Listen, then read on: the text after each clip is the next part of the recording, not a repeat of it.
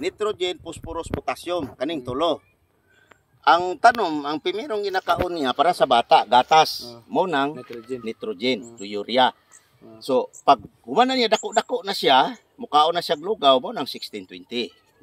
Oh. So karon kay wala, hamtong naman siya. Kuan man, sana phosphorus. Naminyo naman siya. Phosphorus man ano, phosphorus. Phosphorus. Kaning kuan, kaning phosphorus naa ni sa 16-20. Na 16-20. Ang trabaho sa phosphorus, padako sa punuan, padako sa gamot, paitom, patambok ang phosphorus. So karon, manasya sa phosphorus. So pag sugod na niya bulak, tira na kag 14-14. 14-14. Pag humasa 14-14, tanaw nimo nga mutoy-toy na siya, bira na kagputas. 14-14 na pugputas ang dula nimo. Kay parang ang bunga dagko nga baga. Mo develop siya maayo sa ihang bunga. So ang urea ayaw siya balikya kay kung balikon niya mo linghod man to siya. Pag linghod, posible kusog ulan mga bali ang sanga. Kay ang concentration gyud sa urea, nitrogen ra gyud siya, patubig sa lawas, palinghod. Pero og kalabasa siya no, pwede siya. Asa? Sa imong pagkagulang-gulang. Kaya katong ako, Pastor, pag human ako, harvest ako primero, palitan ako tungag sa akong urea, ang labasa. Nabalik magkabata. Namulak. Namunga. Ang nahitabo, nakaharvest na kong kalima. Ang kalabasa, basta kuhaon na nimo iyang bunga, balik na po na siya tubo. Balik siya tubo. Pag dili to nimo kuhaon, mamatay yun to. Mamatay. Kaya mo hinog man to iyang bunga.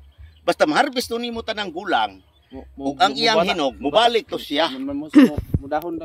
So ang uban ginagamit ana, ako sa unang ginagamit nako 16-20 lang, pabalik. Kato ka kay urea ni labong no. Wala na ko gamit urea kay ang problema mo sa urea pag labong ato, grabe Padahon. ang mananap.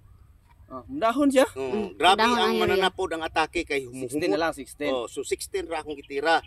Pag humana kog tirak 16 na ana siya mga bag-o na pong sanga nga nagdala na pog toy-toy, dira na kog 14-14.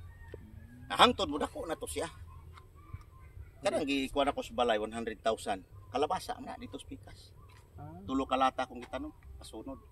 Kay lani gud mang-harvest kuan ra siya, siya ray mang-harvest 1,400 kilos. Kalabasa, bisag isa ka mong harvest ana kay pag harvest mo 4 kilos. Utang nimo na. 4 nga mabot dito kog 8 no ibi. Bila. Kuha, nag-harvest ko, gibutang nako, tumpok nako sa karsada daplay. Doon lang ko kasada. Harvest ko, pagkaman Kaya ako. dili man imo garden sa una. Dili dito ra dapit sa sulod. So karon kani usa ka kilo bisan munit lang ko ani og 2,000 ka puso. Pinakagamay na 7,000 man ni kalugas. So gitanom nako. So kung 50%, so na ako 3,500.